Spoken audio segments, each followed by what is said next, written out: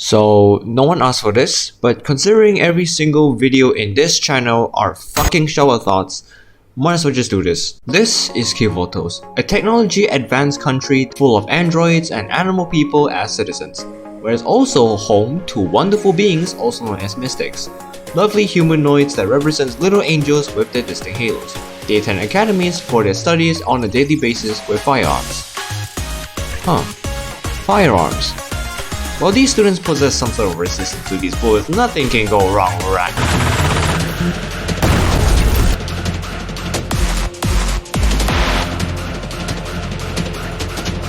Yeah, about that. The world can't really be perfect without its fair balance of order and chaos, and there is a lot of students who commit some crimes that will have them end up in federal prison. But in Kivotos, it's just your average Tuesday. However, just because it's a common occurrence, some of these are still serious crimes. And they were done by angel kitties not older than 18. So I have a little tier list on how much correction a student needs based on the Blue Archive standards. Because if we were going to put it in reality standards, all of them are going to jail. The tier list will be the same with the fanfic Sensei Power tier list. So we'll be going in order, from forgivable, serious, to extreme.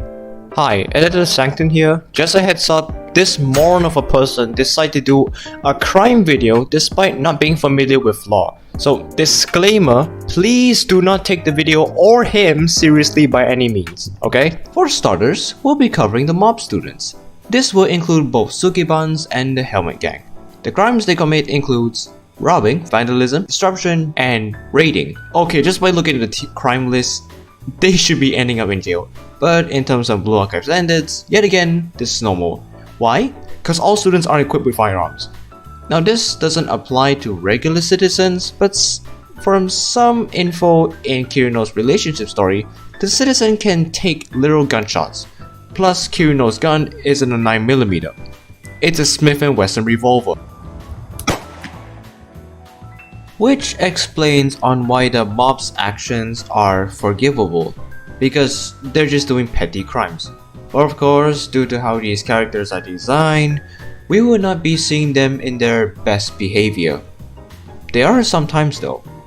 Next up, we have the following students, being Notaka, Kotama, and Serena. I'll give you a couple of seconds to think what they have in common. If you haven't guessed it yet, it's the fact that they stalk Sensei on a daily basis.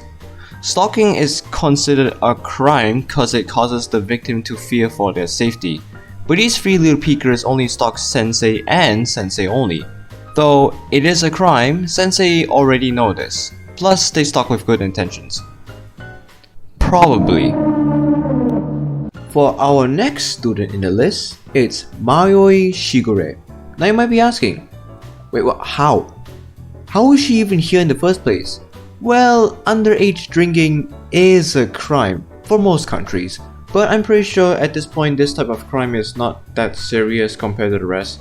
She just have a passion for alcoholic drinks and brews. Next up, we have Maki. Wait, why is she here? Well, there are records of her doing graffiti on other people's property. That's vandalism. But after a couple of moments with Maki, she stopped doing graffiti on others' properties without permission and instead is getting commissions from people who want their walls to be more colorful. So yeah, she's literally redeemed for her mischievous crimes. But that's not the only crime she is charged for. All Maki, Hare, and Kotama has done some unsupervised intel stealing in Volume 2. But considering that they only did it because they want to help and the intel they search up is not the government's ones, I'd say this is forgivable as long as they don't pull off another unauthorized stunt.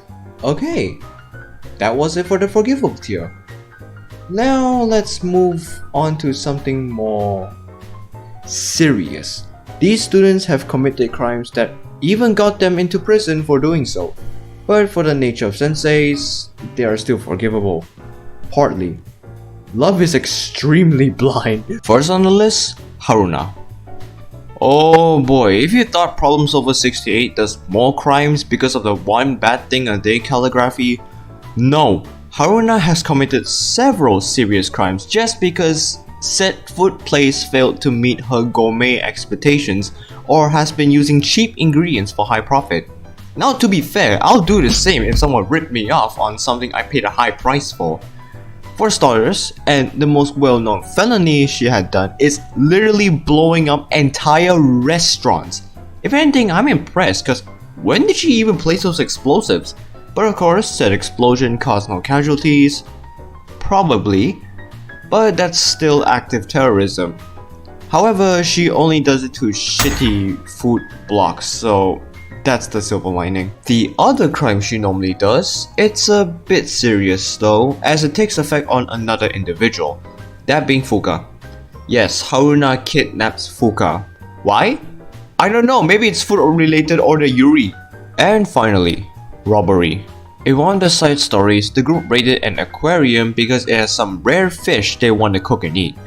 Where there's also a part where they kidnap Fuka to, well, cook the fish. But this felony also applies to other 3 members cause they're doing the same thing, that being Akira, Izumi, and Junko. Overall, the things she does are quite serious compared to the other students in the last year, and by no means she is planning to stop. But aside from the robbery and kidnapping, I can understand. Next student is Akira. She is a part of the 7 prisoners. Now the only crimes she have done is mainly theft, but trespassing on highly guarded territory and cracking state-in-the-art vaults and stealing prized possessions that belongs to nobles just amped up her felony charges. Cause instead of the Sukeban mob's basic robbery from civilians, she infiltrated properties that belong to high-class nobles and it'll most likely land her in federal prison. Forever.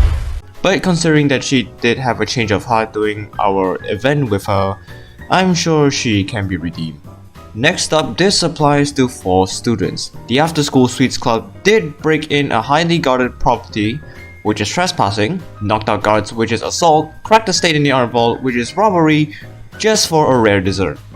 That is 3 serious crimes for a bunch of kids committing that. But of course, they did serve their jail time because they're still kids. Following the part of innocent groups committing serious felonies, we have the Game Development Department Club. In Volume 2, these little gamer angels trespass a territory that is, and I quote, illegal to enter. They did it anyways because they need something to code, but this is Kyoto, so everything can be forgiven after a single gunfight, plus this frame is sick. Moving on, we have the group that we know from the very start of the story, the entirety of Abydos, which is the only group, the Foreclosure Task Force. If you read the story, we all know damn well that they actually went ahead and robbed the bank Payday 2 style. Sure, the bank belongs to a black company called Kaiser, but Kaiser is the reason why guns are always on demand. And plus, it's still a bank that people use. However, their goal for that heist was to get the documents to get more knowledge over Kaiser's goals. And plus, they did a lot of good things, so yeah. Now, back to one of the 7 prisoners, which being our well-known lovely fox wife, Wakamo. I mean, what could she have possibly done to end up on the 7 prisoners alright terrorism? No, not like Haruna's level, it's huge area levels of terrorism. This girl did it alone. How? I don't fucking know. She can also be charged for manipulation because she can somehow convert students to join just by being there. It's crazy that one girl is capable to do this much destruction. And plus, just like Akira, she's a problem student. However, with Sensei's appearance, Wakamo kinda just decides to somewhat stop doing that, cause the next thing Wakamo is planning to destroy is Sensei's virginity. Wait, why is this in the script? Next student group that has done something serious, the Hot Spring Department. They have done something that is not only illegal, but it's most definitely unauthorized. I get their passion, I understand their dreams, but straight up demolishing buildings and excavating large areas just to make a hot spring booth is not legal by any means. And plus, they blow it up if the hot spring water is not sufficient or some sort. I mean, since as sensei is a little correctional too, can fix this behavior, but it's hard to change someone who has a fixed passion. Next on the list, we have our light, Ajitani Hifumi. Wait, this is a video about students committing crimes. Why is our light here? Well, she has done some illegal trading at the black market, has actually robbed the bank with the foreclosure task force. It's still a felony. Moving on, and even though this girl has an incredibly special place in my heart and is a warming welcome to me in Blue Archive, I sadly had to put my favorite purple floof of a daughter in this category. I'm sorry, my child. I know love is blind, but so is justice. Despite being a girl with huge amount of self-doubt like myself, she has one of the most strongest firepower and feats that even the student council fears. It could be a made-up statement, but still, her ability to destroy buildings with bombs that she set up before every mission, her agility, strength, and vitality alone can take down loads of enemies. And she specializes with grenades, which causes a lot of explosions, which means loads of terrorism. And since she always ends the mission by destroying an entire building, either intentional or not, that's more destruction. Moving on from my small text wall about Haruka, let's move on to more even bratty students, being the Shubogaki twins, Nozomi and Hikari. Unlike the other students who proceeds to blow up buildings and rob banks, the twins has done something that would have put multiple passengers in danger, and that is illegal use of public transports. Being train conductors themselves, they proceeded to take their academy's train and uses it as a boss fight that we had to deal with. Moving back to the 7 prisoners, we have Akemi, the legendary Sukeban. Now, unlike Wakamo, who can demolish large areas on her own and manipulate others to join her, Akemi is more of a Sukeban leader. And with her immense strength and her crazy breathing techniques, she is able to lift up vehicles with her bare hands, from little cars to literal tanks. But of course, doing all of that is going to cause someone's hard-earned money to go down the drain, as the insurance isn't going to pay for big woman damage. She might or might not have caused literal dents to the floor, as she doesn't put the cars down gently, she fucking froze them. With that amount of chaos out of the way, it's about time we talk about the biggest elephant in the room. Extreme crimes. These sorts of crimes are done by students, are most likely being either an attempt to take one's life or straight up dictatorship. Let's start with the most obvious one that has definitely done something to us senseis, depending if the sensei OC is immortal or god or not. Saori has done a crime that would have not been forgiven by every student in Kivotos, except for Aria students, that being attempted murder of a high status individual. It would be even more serious if Sensei actually dies from the bullet hole to the gut. Not only that, she started a war between Gehenna and Trinity while being the middleman from both parties during the peace treaty. Yeah, she did that. This hard-working goofball that we know did that. But we pretty much forgive her for her actions, as right now she has been working relentlessly to redeem herself and searching a purpose after the whole. Next up on the political list, we have Azusa. This wonderful, plushy loving of an angel had a goal to assassinate Seiya, as she is in fact an undercover spy for Arius. But it's only attempted because Seiya being Seiya, her wisdom is something and convinced Azusa to not kill her with a bomb that can shatter halos. But who consulted Arius to start this massive war and to kill Seiya? Well, it's none other than our big XD bird, Princess Misono Mika, Trinity's true traitor. Now, Arius was the one that committed the act of war on 2 academies, but Mika, on the other hand, gave confirmation and allowed it to happen. That's considered as conspiracy to commit murder, and it's a serious crime that will land her in federal prison. Moving on with politics, we have Shinikami Kai. For those who don't know what she did, she attempted to assassinate a government official, also known as the Chunny Kisaki, with a drug. But fortunately, Saya saved the day and Kai is sent back to prison. And following for more politics, this student applies that a bit too heavily. And that is our favorite pink hair hate pincushion, Kaya. With her status and political power, she proceeded to do a martial law on Rin, and not only took over key vaults, but also hired goons that will harass civilians for breaking even the smallest of rules. So it's essentially like a dictatorship, and she didn't stop there. In order to take full control and have the citizens of key vaults obey her, she attempted to use a nuclear weapon to destroy central key vaults, which is also known as abuse of nuclear power.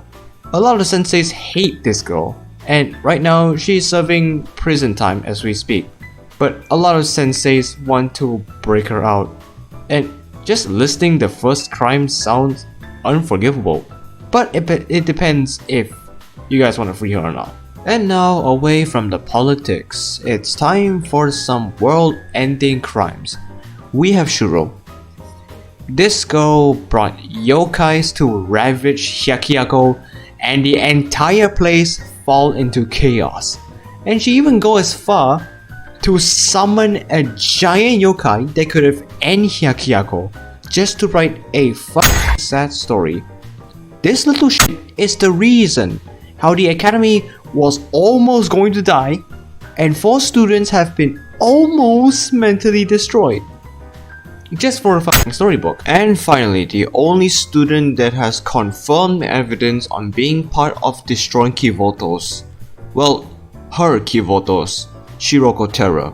Now, I know she did it out of desperation and needed power to save all 4 of her classmates, but she still did some terrible stuff. She pulled out Ayane's life support, she destroyed the city, she committed homicide, and Friendipity Sensei's death was caused by Kuroko, by the way.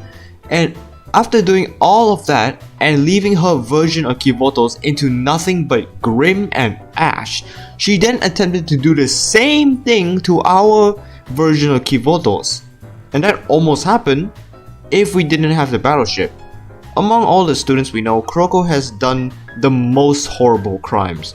But after the Friendipity's battle, we didn't immediately put her in federal prison. She escaped, and we didn't even bother to find her, as Kuroko has suffered way too much. The loss of her friends, clubmates, school, world, loved ones, that was even worse than prison. And plus, she has been forgiven, and she's been living the best life in an apartment she restored.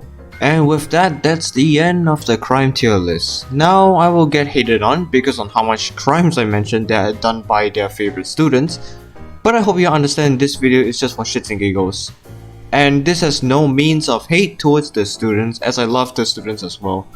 And I might also have made some mistakes with the students' crime, so do tell me in the comments. Bye.